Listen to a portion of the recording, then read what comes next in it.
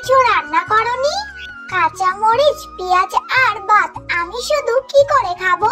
এগুলো খেতে আমার একদমই ভালো লাগে না। কোনো তরকারি রান্না করনি। এগুলো কি খাওয়া যায় বলো? মা টুম্পা, আমি তো জানি তোর এইগুলো খেতে ভালো লাগে না। তোর এগুলো খেতে কষ্ট হবে জেনেও আমি কি করব বল? একটু কষ্ট করে এখন খেয়ে নি, ফিরে সময় আমি তোর জন্য তরকারি রান্না করে দেব। আমি কি করব বল? এতটুকু চালের ব্যবস্থা করেছি খুবই কষ্ট করে। আমি যে চেষ্টা করেও কোনো তরকারির ব্যবস্থা করতে পারিনি মা। তুমি সবসময় আমাকে বলো তরকারি দিয়ে ভাত দিবে, কিন্তু খাওয়ার সময় আমাকে কাঁচা মরিচ আর পেঁয়াজ দিয়ে ভাত দাও।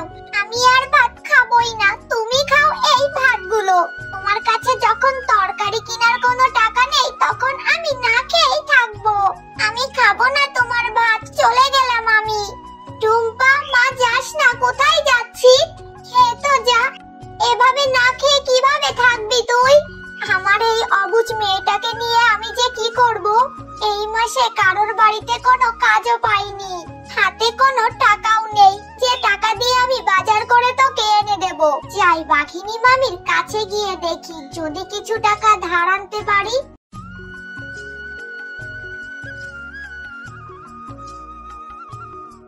কি রে ঝুমা, তুই হঠাৎ আমাদের বাড়িতে কি মনে করে এলি? বাঘিনী মামি, আপনি তো জানেন আমার স্বামী মারা যাওয়ার পর লোকের বাড়িতে কাজ করে মেয়েটাকে নিয়ে সংসারটা চালাচ্ছি। আজ 2 দিন হলো আমার ঘরে কোনো খাবার নেই। তাই আপনি যদি আমাকে কিছু টাকা ধার দিতেন তাহলে খুব উপকার হতো। আরে এই ঝুমা, তুই কি বলছিস? তোর ঘরে কোনো খাবার নেই তাতে আমার কি? আমি তোকে কোনো টাকা পয়সা ধার দিতে পারবো না, যা তো এখন এখান থেকে। দয়া করুন বাঘিনী মামি, একটু উপকার করুন না। আরে তোরা হলো গরিব ছোট লোক, তোদের এখন দয়া করলে পরে তোরা সেই টাকা শোধ করতে পারবি না। এরপর ঝুমা শিয়ালিনী বাঘিনী মামির কথাতে মন খারাপ করে সেখান থেকে চলে যায়। বাঘ মামা, আপনি কি আমায় বাকিতে কিছু সবজি দিতে পারবেন? আমি এই মাসের মধ্যেই টাকাটা শোধ করে দেব। আমার ঘরে যে রান্না করার মতো কোনো সবজি নেই গো মামা, দিলে আমার অনেক উপকার হতো।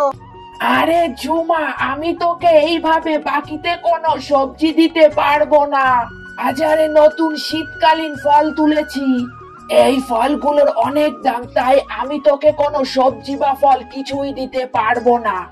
এই ফলগুলো তোকে শুধু আমি টাকা দিলেই দিতে পারবো, বাকিতে কোনো কিছুই আমি দিতে পারবো না। তাই বেশি বায়না করিস না তো, যা যা এখান থেকে বাড়িতে যা। বাঘ মামা, আপনি আমার সাথে এমন আচরণ কেন করছেন? আমার স্বামী একসময় বেঁচে থাকতে আপনাদের কত উপকার করেছে। লাগবে না আমার বাকিতে সবজি, আমি টাকা দিয়েই কিনে খাবো আপনাদের থেকে। আজ আমি অসহায় বলে আপনারা কত আমাকে অবহেলা করছেন। চলে যাচ্ছি আমি, আর কখনো আপনাদের দোকানে আসবো না আমি বাকি চাইতে। আরে যা যা, এসেছে বাকিতে সবজি নিতে, আরো বেশি কথা বলছে। এদিকে টুম্পা বনের মধ্যে একটা গাছের নিচে বসে অনেক কান্না করতে থাকে। আমি আর বাড়িতে যাব না, আমাকে কেউ ভালোবাসে না, রোজ রোজ ওই এক খাবার আমার মোটেও ভালো লাগে না।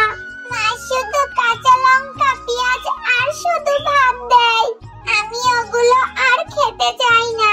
টুম্পা যখন এইসব বলে কান্না করছিল তখন সেখানে একটা পরী চলে আসে, আর সে বলে যে, কি হয়েছে মিষ্টি মেয়ে টুম্পা, তুমি এই গভীর জঙ্গলের মাঝখানে একা একা বসে কান্না করছো কেন?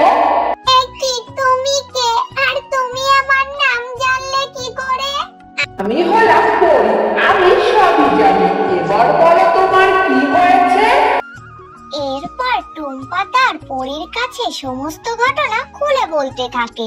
ও এই ব্যাপার, ঠিক আছে, আমি তোমাকে এই কচু গাছটি উপহার দিলাম, এটা তুমি তোমাদের উঠানে পুঁতে দিও, দেখবে সব ঠিক হয়ে যাবে। তুমি সত্যি বলছো পরী? ঠিক আছে, তোমাকে এরপর পরই সেখান থেকে চলে যায় আর টুম্পাও সেই কচু গাছটি নিয়ে বাড়ির দিকে চলে যায়। টুম্পা, সারাদিন কোথায় ছিলি রে মা? সেই সকালে বাড়ি থেকে না খেয়ে বেরিয়ে গেলি, তক্ষুনে তোর বাড়িতে ফেরার সময় হলো, আর তোর হাতে ওইটা কি, কিসের চারা এনেছিস? এরপর টুম্পা তার মাকে সবকিছু খুলে বলতে থাকে। এসব কি বলছিস তুই? পরি তোকে এই কচু গাছ দিয়েছে? কি হবে এই গাছ দিয়ে? আচ্ছা, পরি যখন পুঁতে দিতে বলেছে তখন পুঁতে দিয়ে দেখ তো কি হয়। এরপর টুম্পা সেই কচু গাছটিকে মাটিতে পুঁতে দেয়, আর সাথে সাথে সেই কচু গাছটা অনেক বড় হয়ে যায়, আর সেই কচু গাছে লাল, নীল, হলুদ 3 রঙের কলা ধরে। মা মা, দেখো দেখো, এই কচু গাছটা কত বড় হয়ে গিয়েছে, আর গাছটিতে দেখো কি সুন্দর সুন্দর রঙিন কলা ধরেছে।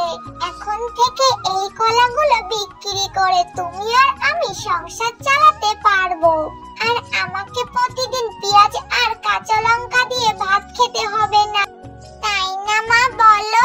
হ্যাঁ রে মা, তুই ঠিকই বলেছিস, আমাদের আর কোনো অভাব থাকবে না। এখন এই কলাগুলো বিক্রি করে তোকে অনেক ভালো ভালো খাবার আমি এনে দিতে পারবো।